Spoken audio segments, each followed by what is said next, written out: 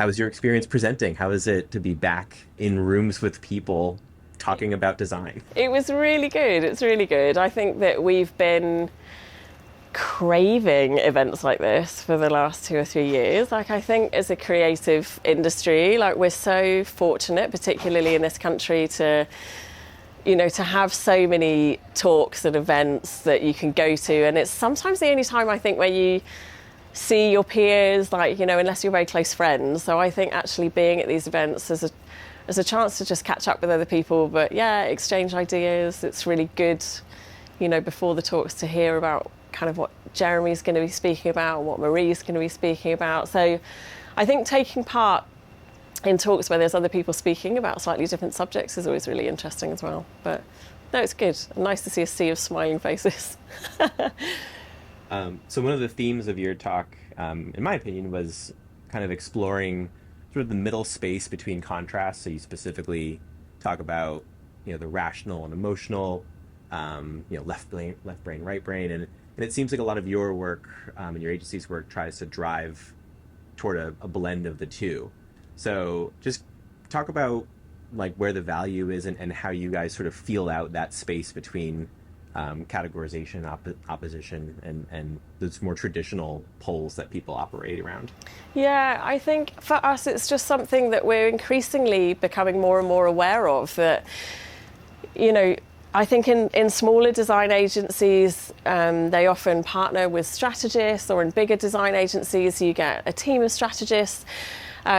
Whereas actually I think, I'm not undermining the job that specialist strategists do, particularly on bigger projects, but I think ultimately as a conceptual designer, you are always trying to solve a problem. You're trying to communicate an idea, you're trying to communicate a USP, which is inherently strategic. And I think something else that we find with that approach is obviously what we do as designers is incredibly subjective. So anything we can do to try and reduce the amount of subjectivity, I think, is really good. So if we can build a robust foundation on an idea and how that is unique and distinctive to that client or that business, I think it makes it a much easier sell. Colour is still quite difficult, I think, to sometimes rationalise, but I think to a degree that there's so many aspects of the design process you can add reason to, essentially, and I think that that's really important.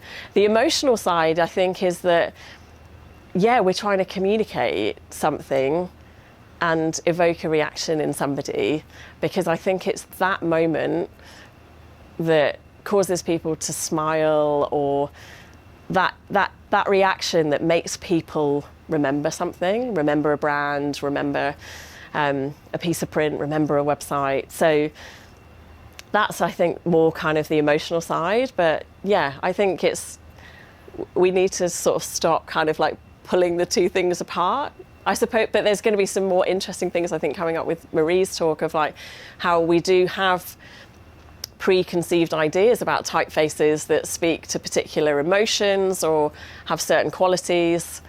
Do we challenge that? We're always trying to challenge everything, but you have to still obviously make sure that you're challenging things, being different, but being relevant. Well, it's interesting you mentioned sort of making memorable design or design that resonates, because you talk about the risk of creating visually appealing designs, but that aren't memorable or that don't differentiate from what else is out there. So are you guys trying to sort of find that happy medium between something that looks good but is just distinctive enough to be memorable? Yeah, and I think for us, it's why we enjoy working across a range of sectors, because I think sometimes it's the bringing an approach from maybe a different sector that makes it fresh even within that sector. But yeah, I think it's really, really important, because I think all of these algorithms are pushing us the same style of content and more of the same style of stuff. And there's appeal to it. And designers get sucked into that as well. I think we get sucked into those visual trends. So we have to work really hard, I think, to sort of push back on that and make sure that we don't fall into those traps, and that we're doing something that does stand apart. Because you can make something that's visually appealing, but how do you make it memorable to to a customer. And I had a really interesting example recently where we were published in a book about illustration, so illustration that was core to like a branding project. Obviously, by its nature, like it's a particular category of design. But I realised about a third of the way through the book that like the projects were starting to blend into each other, because I think there are certain illustration styles at the moment that are becoming very fashionable, and that's the thing that I think as designers we have a responsibility to our clients to make sure that we aren't just doing more of the same, but we are doing something that is still right and is going to resonate, because that's a challenge. I think that, you know, sometimes that feels safer or more comfortable because it's familiar, but then it's that familiarity that I think is actually the danger zone, because it's how are you different and how do people remember you? Yeah.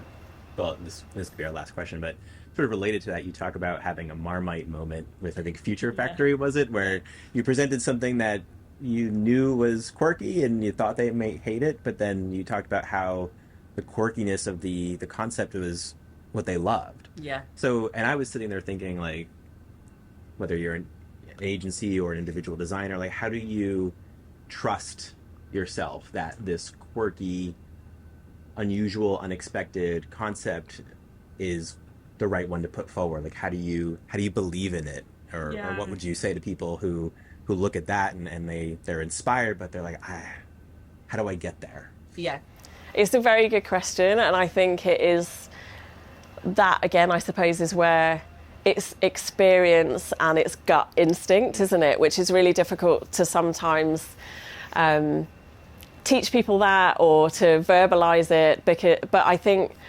we ultimately know, again, if we can find a good enough reason for doing it. So for us, with that particular project, I think it's like they have factory in the name. So often we are trying to do an identity that is specific to that client, and the name is often therefore the thing that's distinctive, obviously, to that client. So doing something that riffed off the factory vernacular seemed very natural, because none of their competitors have got factory in their name. So I think if we can sort of rationalize it to that degree, then you hope that, like, you give yourself a little bit of a better chance. But what I've realized is you never know. In fact, sometimes I think the projects where we go, oh God, like, is this a bit too out there, or are they going to feel uncomfortable with this? Or actually, sometimes I think those are the ones that actually really resonate, maybe because it is playful or it's exciting or different, and the client gets on board with that. And then sometimes I think the ones that you think, oh, you're confident. I've decided that confidence going into concept meetings is maybe dangerous, because you never know how somebody's going to react. And that's the beauty, right? We're human beings, and everybody reacts to things differently. So, yeah, I just think it is like anything. You have to kind of trust your instincts, but if you can build as much rationale into why you're doing something, at least you can argue it. How do you argue something that is just, well, we think it looks cool? That's not necessarily going to fly, I don't think.